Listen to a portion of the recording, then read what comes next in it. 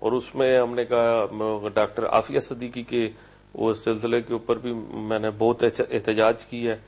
اور میں نے پروٹیسٹ کیا اس حوالے سے، اور میں نے انہیں کہا کہ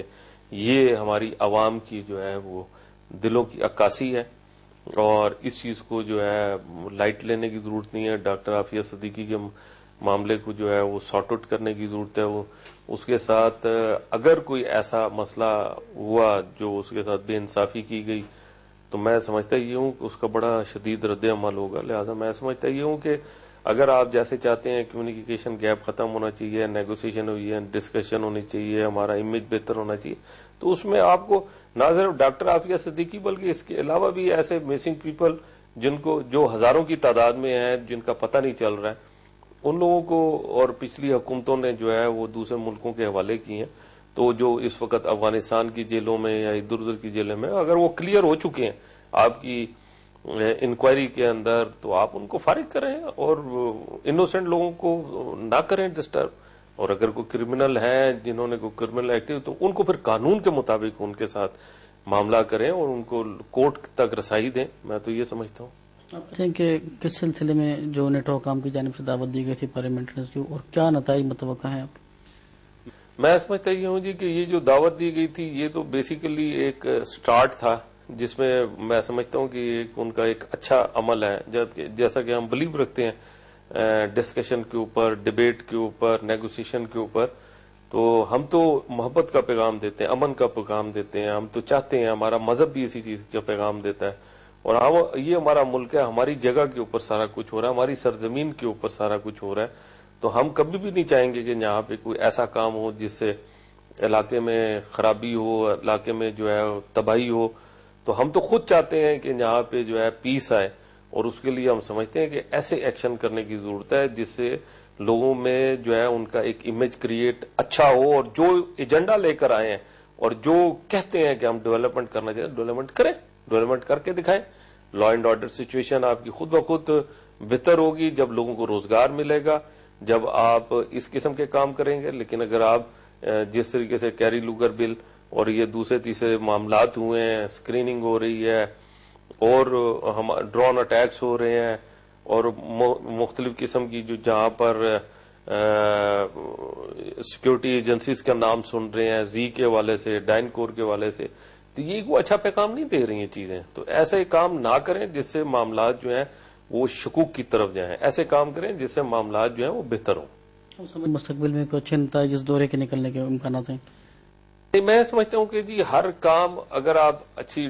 جیسے اب یہ ڈبیٹ ہو رہی ہے، ڈسکشن، تو اس کا اچھے کی امید رکھنی چاہیے. لیکن اب ڈپینڈ کرتا ہے آگے کیا حالات بنتے ہیں. یہ ساری چیزیں جو ہیں ان کے ریکارڈ پہ بھی ہیں، اب ان کا ایکشن کیا ہے. اگر تو فار ایگزامپل ابھی تو چلے سٹارٹ ہے، مزید ڈسکشن کریں، مزید ڈبیٹ کرنی چاہتے ہیں مزید ڈبیٹ کریں، لیکن پریکٹیکلی اگر وہ کچھ ہماری باتوں کو سمجھ کے معاملات کو جو ہے پریکٹیکلی کچھ کرنے کی سچویشن میں آتے ہیں یا کرتے ہیں، اس سے پھر لوگوں کا جو ہے جو لوگوں کا دلوں میں بہتری آئے گی. ادروائز اگر یہ زبانی کلامی ہے کہ ہمیں آ جائیں، بٹھا لیا، گپ شپ لگا لی اور ہماری برین واشنگ کرنے کا ان کا ذہن ہے، تو اس کا تو کوئی فائدہ نہیں، یوز لیس ایکٹیویٹی. ڈاکٹر صدیقی کے حوالے سے بڑا آپ نے اس معاملے کو اٹھایا، پرائم منسٹر نے بھی جو آگے تک بات کی، تو کچھ نتائج مستقبل قریب میں نکلنے کے امکانات ہیں؟ مجھے امید ہے کہ انشاءاللہ تعالی ڈاکٹر عافیہ صدیقی جو ہے وہ بالکل رہا ہوگی اور انشاءاللہ تعالی واپس آئے گی. بڑی خوشی ہوتی کہ اگر وہ بلا مشروط اس کو رہا کرتے، لیکن چلیں اگر بلا مشروط بھی نہیں کرتے، اگر کورٹ کے تھرو بھی اگر وہ اس کو رہا کر دیتے تو چلیں پھر بھی ہمارے ملک کی عوام جو ہے اس کو ایکسیپٹ کر لے گی. لیکن اگر میں اللہ نہ کرے کہ ایسی کوئی سچویشن ہو، اگر انہوں نے اس کا کوئی نیگیٹو کیا، تو اس کا میں سمجھتا ہوں نہ صرف پاکستان میں بلکہ انٹرنیشنل لیول پہ، اور نہ صرف یہ کہ مسلم امہ، بلکہ میں تو سمجھتا ہوں کہ اس میں ہیومن رائٹ آرگنائزیشن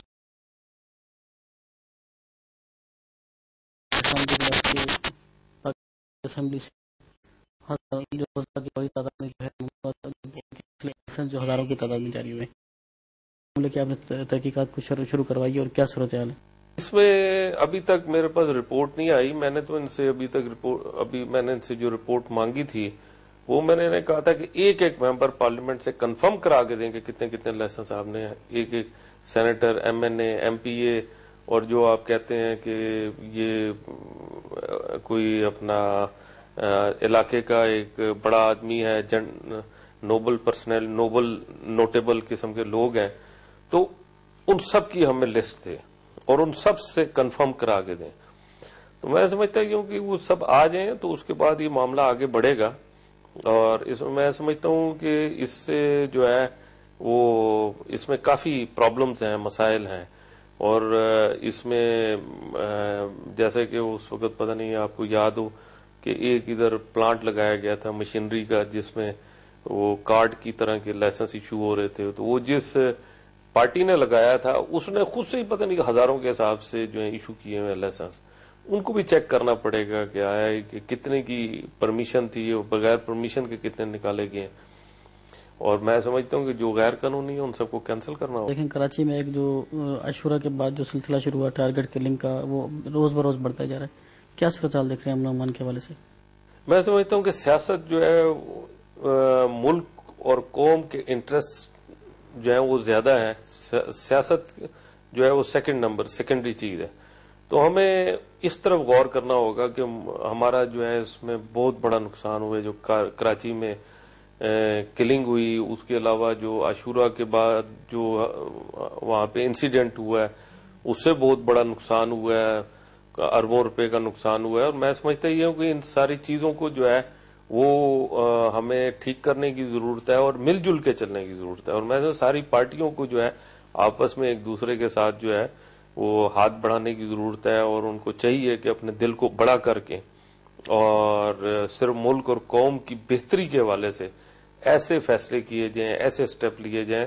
جس سے کراچی کے اندر, نہ صرف کراچی بلکہ پورے ملک میں, لیکن بہرحال اس وقت کراچی کی بات ہو رہی تو کراچی میں امن آئے. میں سمجھتا ہوں کہ کراچی جو ہے وہ ہمارا معاشی طور پہ ہمارا جو ہے سب سے بڑا شہر ہے, اور پورے پاکستان میں ڈسٹربنس آ سکتی ہے اگر کراچی میں ڈسٹربنس آئے گی. پورٹ وہاں پہ ہے, سارا معاشی ہمارا سرکل وہیں پر چلتا ہے, تو اس کے اندر ہمیں بڑا جو ہے وہ ہمیں بہت زیادہ کیئرفل ہو کے ان معاملات کو جو ہے سارٹ آؤٹ کرنے کی ضرورت ہے. اور میں سمجھتا ہوں کہ اس کے اندر جو ہے حکومت کو بھی ایسے سٹیپ لینے کی ضرورت ہے جس سے لوگوں کے اندر کانفیڈنس آئے. جو نقصانات ہوئے ہیں میں سمجھتا ہوں کہ وہ نقصانات حکومت پورا کر کے دے. سمجھتے کراچی کی جو صورتحال ہے وہ ایم کیو اور پیپلز پارٹی کی جاتی ہے, جو تناؤ جو چل رہا ہے ان دونوں پارٹیوں کے درمیان, جو روز ان کو وارننگ دی جاتی ہے بس ہم حکومت سے علیحدہ ہو رہے ہیں, یہ معاملات ہیں, اس کے بنا پر یہ سارے جو بدامنی پیدا ہو رہی ہے. میں سمجھتا ہوں کہ جی اس وقت جو ہے ہمیں جوائنٹ ہونے کی ضرورت ہے, اور میں سمجھتا ہوں کہ اگر اس طریقے کے ساتھ معاملات چلیں گے تو اس سے مزید حالات خراب ہوں گے. تو ہمیں اس وقت اپنے ملک اور قوم کی بہتری کے لیے سوچنا ہے, اور اس کی دلچسپی کے حوالے سے, اس کے انٹرسٹ کے حوالے سے میں سمجھتا ہوں کہ اس وقت سب سے بڑا انٹرسٹ یہی ہے کہ ہم سب کو اکٹھا ہونا ہے اور ایسے اقدامات کرنے ہیں جس سے علاقے میں بہتری آئے اور لوگوں کی زندگیاں بہتر ہوں, بے روزگاری ختم ہو, ہماری انرجی کے اندر جو ہے وہ جو اس وقت شارٹیج ہے وہ پوری ہو. اور ہم جوائنٹ ہوں گے تو جو اس وقت ایک فورن ایلیمنٹ ہمارے سر پر مسلط ہے اس کے اوپر بھی ایک بڑا پریشر جائے گا. اگر ہم ڈیوائیڈڈ ہوں گے تو اس کا فائدہ جو ہے وہ غیروں کو پہنچے گا. کہ ان کے کل رہنما نے انیس ایڈوکیٹ نے پریس کانفرنس کی تو انہوں نے الزام لگایا پیپلز پارٹی پر, بلکہ سندھ کے وزیر داخلہ پر, کہ انہوں نے جو ہے 5000 جو جرائم پیشہ افراد کو سندھ پولیس میں بھرتی کر لیا. تو آپ تحقیقات کریں گے؟ مجھے تو اس کے بارے میں کوئی اتنی نالج نہیں ہے کہ کیا سچویشن ہے.